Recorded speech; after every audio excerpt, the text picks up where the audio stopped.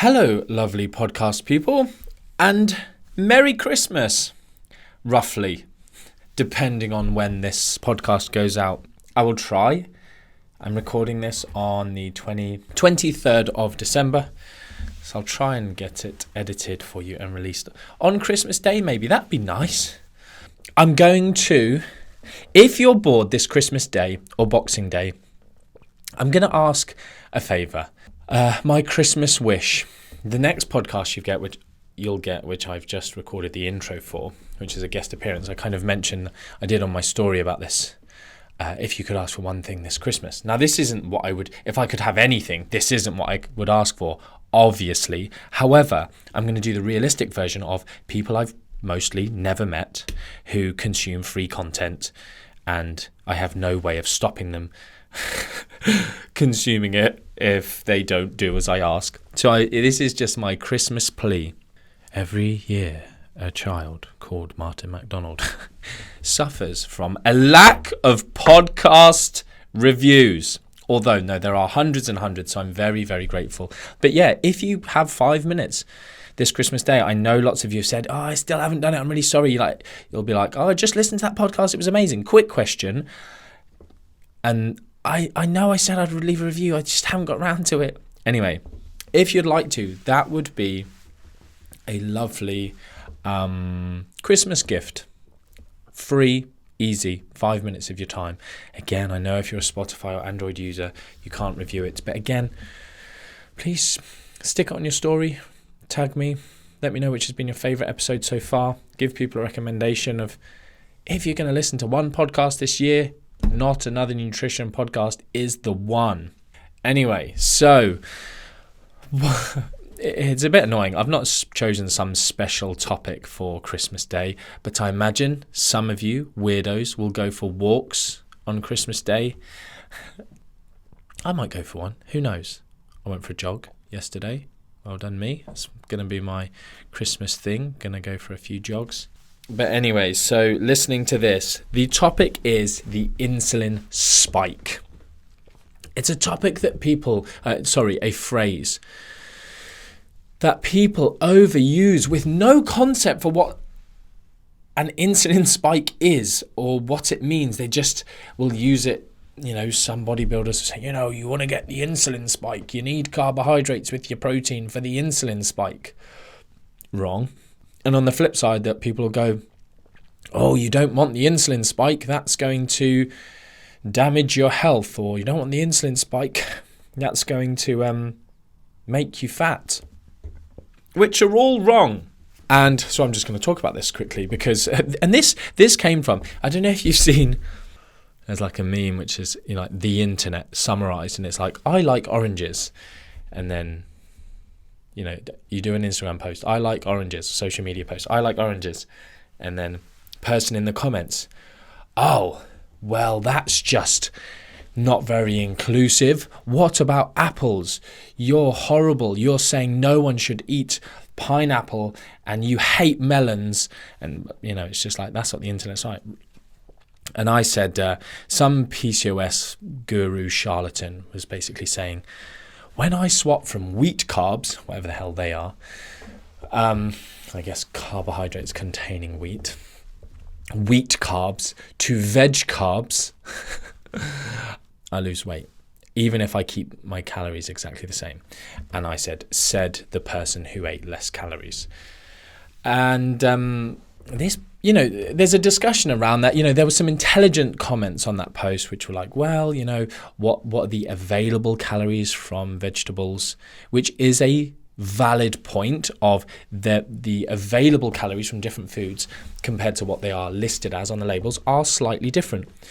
But they're not enough for someone who's not losing body fat to suddenly switch to then suddenly go, oh my goodness, I lost 2 pounds this week and I didn't lose any. That's like suddenly what we're discussing is like 7,700 less absorbable calories from. It's just ridiculous. The person's a charlatan, first and foremost. And secondly, even if that isn't a true observation they've seen, they just don't understand that they're eating less calories and probably swapping from bread to broccoli and not managing to eat as many calories. And again, maybe they're switching to avocado, and so calories are the same, but actually there's less carbohydrates, so they lost a little bit of weight on the scales and they don't understand the difference between weight and fat, etc., etc. It's just ridiculous. But another person decided to comment and go, well, this is very strange. There's countless studies out there showing that when we eat less carbohydrate and avoid the insulin spike, we lose fat. And here you are saying the complete opposite. And so again, I said, you've mentioned countless studies, but you haven't actually, mentioned a single one. Please do, because it's difficult to have a conversation with you without, when you just make blanket crazy statements that aren't true. And but I just wanted to discuss this concept of insulin spike off the back of that and just explain to people that they need to, and this conversation went on, this person then completely changed their tact and said, well, there's epidemiological studies, and then they linked to just an article on Google, not an actual study, where unfortunately it was written by some researchers, but they've made statements that aren't particularly, that weren't referenced, that they just kind of said off the cuff. Really, they're a bit misleading. But countless epidemiological studies of people consuming highly processed foods and getting diabetes. So now we're talking about diabetes, not body fat, which, again, you can't just change the discussion. And again, now we're talking about processed foods versus carbohydrates, which, again, are two very different kettles of fish. There's an interesting phrase that I wouldn't be able to tell you the origin of. Should we ask Alexa? No, we won't. Who cares? But yeah, totally different discussion. And I sort of explained, yes, if someone's eating a highly, a processed food, ultra processed food, again, they'll tend to eat more calories and they'll gain body fat. And that is linked to diabetes, for instance. And we're moving away from this discussion about the insulin spike. The insulin spike, this person said, the insulin spike causes us to more likely to store energy as fat, which again is not true. Because if we didn't eat any fat and we just ate lots of carbohydrates, but again, we weren't in a surplus, we're not going to be storing fat. This is the whole reason that if you have a basic understanding of energy balance, you can get away from being fooled by, I think may have mentioned about a biochemist, a guy who had a PhD in biochemistry back in the day when Twitter was a thing. And, we had this discussion. He was like, you could eat in a calorie deficit. You could eat 500 calories a day. There's actually a very well-known personal trainer in London in the UK who said almost exactly the same. And again, he got destroyed for it. And he's big time. Lots of you probably follow him. It's just embarrassing. But anyway, 500 calories a day. But if you ate all of those 500 calories from sugar, you could gain body fat because of insulin. And so I explained it to him very simply. And he actually deleted his tweet. It just doesn't happen. And I'm going to talk to you about a few studies to try and help you understand as a layperson or as a nutritionist or personal trainer, coach, whoever, nutrition enthusiast, why people need to stop worrying about insulin. And just, again, you can take things back to basics. And if you just focus on, something like energy balance and the types of foods that people are eating, which obviously then also does affect energy balance. But likewise, if you're someone who calorie counts, you can ignore, at least for body composition purposes, some of how healthful the food you are consuming, because you kind of take you've got the autonomy to choose how many calories you eat using your brain, not the satiety signals that your body is sending. So if you don't count calories and you eat lots of junk food, you will eat more. And for instance, I'll start with the very, very amazing study by Kevin Hall, who I know I mention a lot, but his studies are phenomenal because the amount of control, the amount of money that goes into them. First and foremost, they're done in metabolic wards. So we're not worrying about people misreporting or lying or living in the real world. We haven't got this adherence issue. We actually control the calories that they eat. And you always have to bear in mind is then if you let people do whatever they wanted in the real world, the results might be different. But when we're looking at the physiological, not behavioral mechanisms, like there's still behavior there. You say to someone, here's a buffet of food, eat as much as you like. That is a normal scenario that people are faced with very often. And when I say that, it's not like a buffet, not like us going to all-you-can-eat restaurants, but it's more a case of your life, your cupboards. You can keep going back and grabbing a bag of crisps, grabbing chocolate, whatever you've bought. So you kind of, life is a buffet for lots of us. And so we have two studies. One, we've got the two actually Kevin Hall studies. One, I think, is probably 2020, 2021. I'll put all of these references in the show notes on my website, martin-mcdonald.com/EP for episode, EP. And whatever episode this is probably like, I don't know, 58. I don't know. You can look. You've got your phone on you right now. Just look. And all the references will be there if you're a geek and you're interested. But two Kevin Hall studies, again, done in these metabolic wards. So we've got amazing control over what people are eating. And we only give them access to foods that are highly processed. And another group, we only give them, it's actually a crossover design. So it's the same group of individuals, but different weeks. We give them only access to unprocessed foods, whole foods, if you will. And we look at the differences in their behaviors. And the differences are hundreds and hundreds and hundreds of calories difference that people consume. And the really, really interesting thing about this study is they matched the availability of protein, for instance. So there was, you were either eating like turkey bacon in one or like organic beef, whatever, steak in another, or fish in this one. And I'm trying to think some of the sort of more processed meat options, sausages, for instance, in another one. And so they matched it for that. They matched it as much as possible for palatability, how much you would enjoy eating the meal, how you would rate the taste and feel of the meal. They matched it for fiber content. They matched it for energy. Energy density, which is a really interesting one because, again, you put them into the real world and suddenly the energy density of what's in the foods and snacks, processed ones that we buy, all of a sudden the energy density goes up. So we would see a greater impact of eating processed foods in the real world, probably. Anyway, so the difference was 500-600 calories a day more when you ate processed foods, even when they were forcing you to make sure you ate, you had access to protein foods, you had, you were consuming fiber, it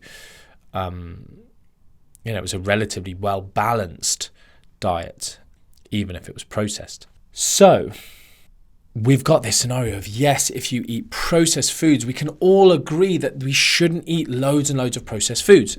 There's no one really arguing that. If you go anywhere, vegans, keto, raw foodists, Mediterranean diet proponents, whoever, everyone's saying we probably shouldn't eat boatloads of. One of the snacks they provided in the study was something like cream cheese and peanut butter crackers. And it's some American food that you can buy. There's all pictures of it. They just look rank, but the number of calories and the processed carbohydrate and fat and everything within it is going to be phenomenal. I'm trying to think what else. You can see the whole menus of these studies, which again is just a fantastic part. You can really, really see what was laid out in front of people to eat. Okay, so we've got that scenario. The second scenario I want to talk about is the second Kevin Hall study. I think it's 29. Is it 20? Sorry, I'm coughing so much. Very annoying. Well, I saw this funny meme. Live, laugh, lateral flow. If we never see another lateral flow again, it will be too soon, right? Anyway, whenever I get a cough, I seem to when in 2016, when the year that MNU started, and obviously the year before that when we were prepping it, and I was sleeping like a few hours a night, sleeping on the just literally, like, I ended up getting a mattress on the floor in the office, but I was just literally doing stuff and then just falling asleep on hard floors, exhausted, like a few hours a night for like a year. And I got really, really ill. And so I think there's still 1 or 2 lectures within MNU that are due to re-record, because you can hear me like swallowing through, like, I don't know, congestion, or like I'm like coughing, and it's horrible. But we've removed most of them, like we've re-recorded them, because we tend to update the science every 6 to 12 months. Most of them are gone now, but some of them was so good. Like, just, and I know I'm sort of giving myself a compliment there, but just, I was so passionate. I knew I had just prepared it. I loved recording it. I ended up making some funny jokes, which I can't just repeat the jokes, because they're not, you can, but sometimes they're genuinely just off the cuff. And I just don't, I'm just a bit like, come on, it's a few coughs, get over it. It's a phenomenal lecture. But anyway, but I had this cough even once I was better for like 6 months after getting better, and it's just, I don't know, my genetics not good with these coughs. Every time I get in the cold, coughing. And you just can't cough these days. You're like a criminal if you cough now. I'm like, I'm not sick. It's irritation. Anyway, off topic as usual. So the keto and whole food plant-based diet study by Kevin Hall, again, it's a game changer, because if you had asked me the results of this, what I would hypothesize the results, I would never have guessed the outcome. So again, you change your stance, you update your knowledge, you add it to your brain bank when trying to understand nutritional science. A keto, very, very low carbohydrate, moderate protein, ketogenic diet group, and a group fed. Now listen to this. If I put this on my story, I was going to do this actually. If I said to you, you're relatively sedentary and you eat a 75% carbohydrate diet, is it going to be good for you? And I did actually do this a few years back. People were like, no, sedentary people shouldn't eat carbs. And unfortunately, that is how we are biased these days. Like people like Joe Wicks, you can only have carbohydrate on your exercise days. You can only eat carbs after you've done your whatever star jumps workout. Oh, what was that ridiculous thing? He was like doing bicep curls on a watt bike, or I don't know, stationary cycle. So yeah, it's this idea that carbohydrate is only a fuel if you're someone who exercises loads, like a triathlete. And it's just not true. We should all be active, but we don't need to be training and like hardcore exercises who go for jogs every day. But you have to get your fuel from somewhere. And we've kind of got this idea of like carbohydrates, like, well, that's white bread. And it's like, no, like fruit, whole grains, like, again, there's better and worse options, not trying to put food, good and bad food, but eating white bread is not as healthful for you as eating other options like potato or, fruit and veg, or any of the other whole grain options, oats, bulgur wheat, quinoa, bulgur wheat, or wheat carbs, don't have that. Those bad old wheat carbs. Anyway, and there's slightly more healthful versions of breads. Again, if you love bread like me, there are, trying to get away from the plain white, highly processed, not a lot of goodness in them breads. Anyway, where was I? This study, again, super controlled, amazing study, and they found that eating a 75%, and then I think they matched protein at 15%, and then so obviously in the high carb one it's like 10% fat, and in the high carb plant-based diet, again I'm pretty sure this is one of the studies I mentioned when I had my debate with Tim Noakes. Maybe it wasn't published back then actually. But, he's like, no, if you eat carbs, it'll make you hungry. And this is why these studies are done. The carbohydrate insulin model hypothesis of obesity is you eat carbs, they spike insulin, you want to eat more, you eat more energy, you gain fat. And this study categorically shows that's ridiculous. And the reason I pick this study to discuss with you, and you can go and look at it and I'll link it for you, is they measure the insulin responses. They specifically measure the insulin responses of these diets. And obviously keto, and in the ketogenic diet, they got into ketosis. So again, it should be satiating them. And spoiler alert, it's like 600 calories more eaten on the keto diet than on the whole food plant-based, whatever you want to call it, diet. And in the second week, like 550 excess calories per day. So it's bonkers. Really, it is, I know, surprising results. And people go, it needs to be longer, if you did it for a month or 2 months. But it's like, no, in this second week of this study, the keto group were in ketosis. Their blood ketones, whatever it is, beta hydroxybutyrate levels are pretty much maxed out. They don't go higher. We've got longer studies that measure blood ketones and they don't go higher than they were finding in that study. So you can't just go, you need to do it for longer. No, if you did it for longer, it's not good. There's no feasible reason. There might change. Yes, we're open to that discussion, but you can't go, it's because they're not in enough ketosis. Yeah, they were. We've measured it. So anyway, massive insulin responses, and they're given ad libitum, unlimited access to food. You can, again, in the processed and unprocessed, they have the snacks that are available to them at all times. One of them we were laughing about was in the processed food one, was a pot of applesauce, and I was like, did someone just eat that? Just just nail it, just work away. Open up your pot of applesauce and just chow down on that. Or I was trying to work out what other snacks they could dip in it. It's just weird. Who just has applesauce? And I do probably think some people maybe do just eat applesauce, and it's weird. Soz to be judgy, but you're weird. Yeah, you're just weird. I'm just thinking there about I go on about, I'm always trying to not be judgy. I'm not really judging you. I do think it's weird, but if one of my friends were to do it, I'm like, wow, that's really interesting. How beautiful humanity is that we're all so different. And I would be like that. So anyway, I'm joking about you being weird. I just find it strange. But strange is good.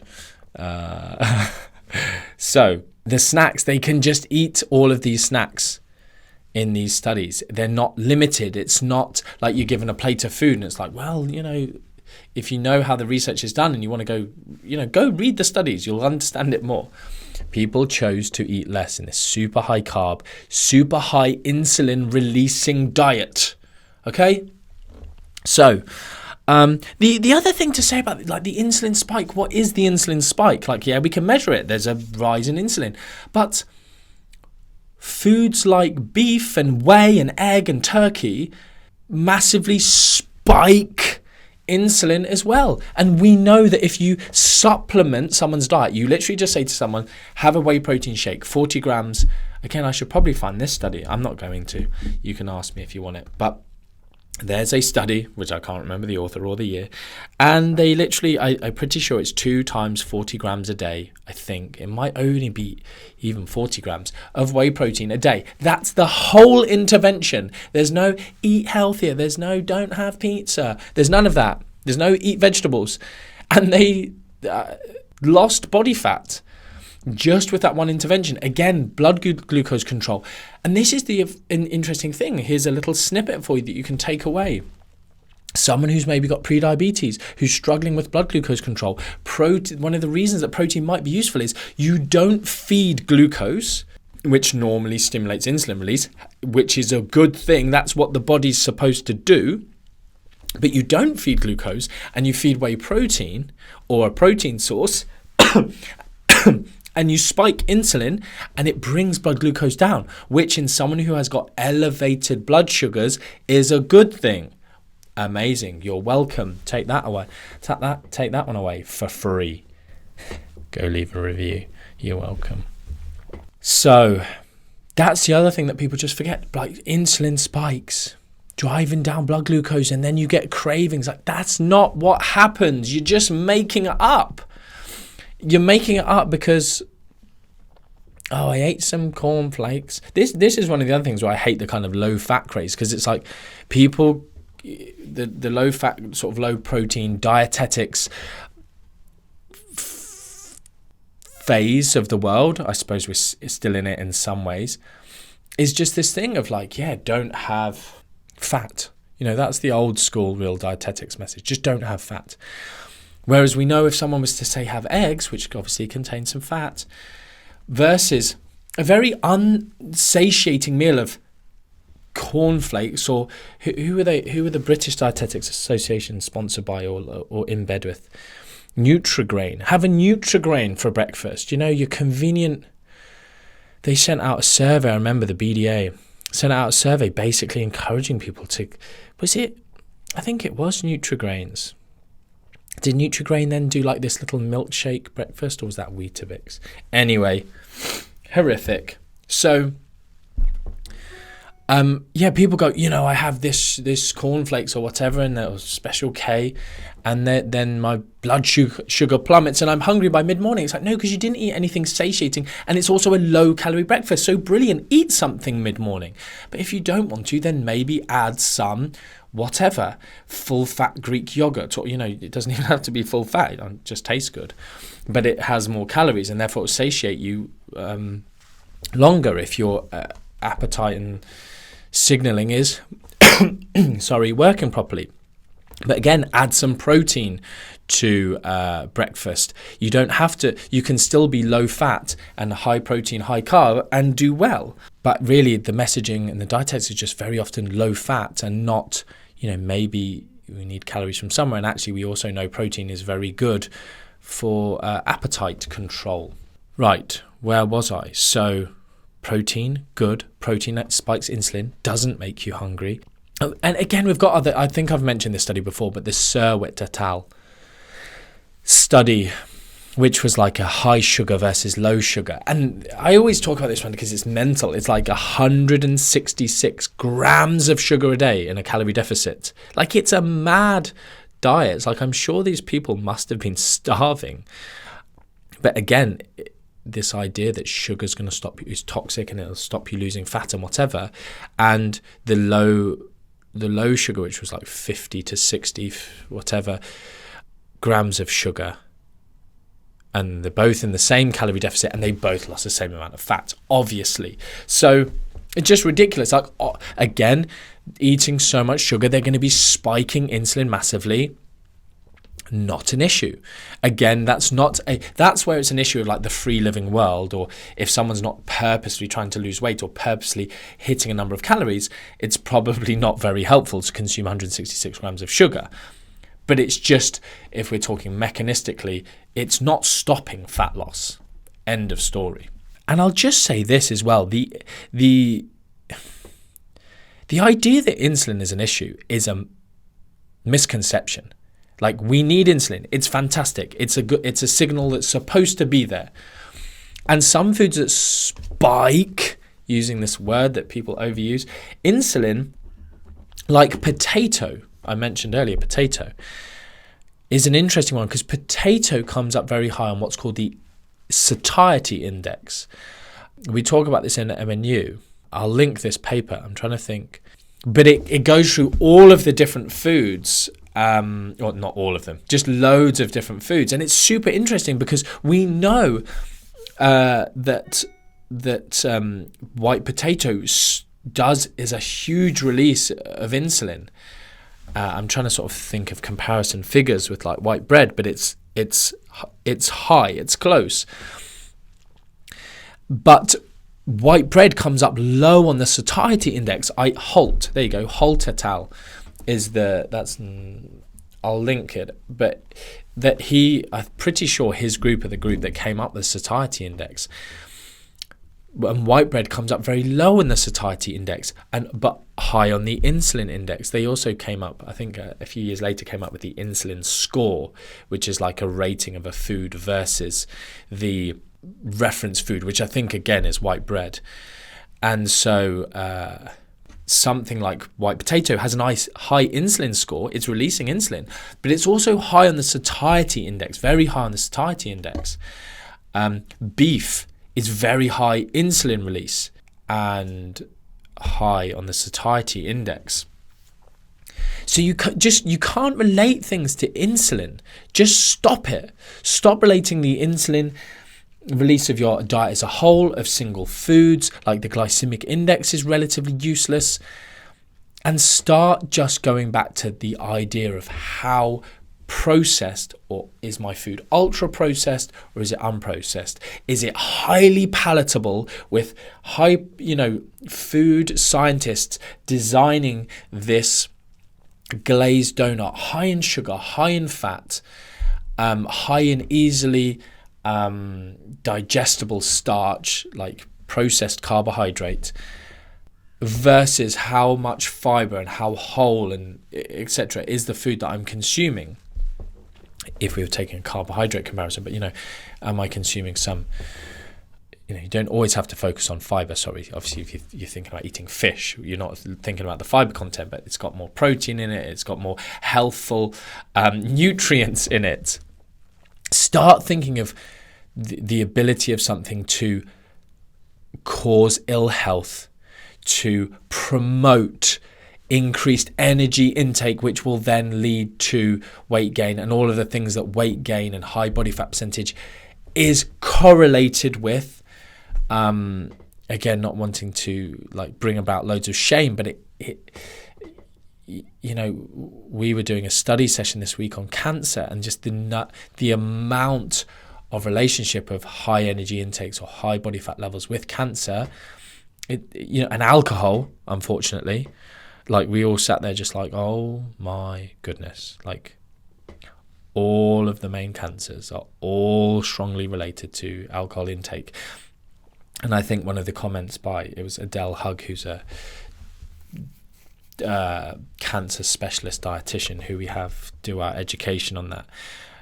I think she was repeating the words of the, one of the expert boards of cancer, but it was there's no safe intake of alcohol, basically meaning we shouldn't really be consuming it, which we were all very, very sad about to be told a few weeks before Christmas.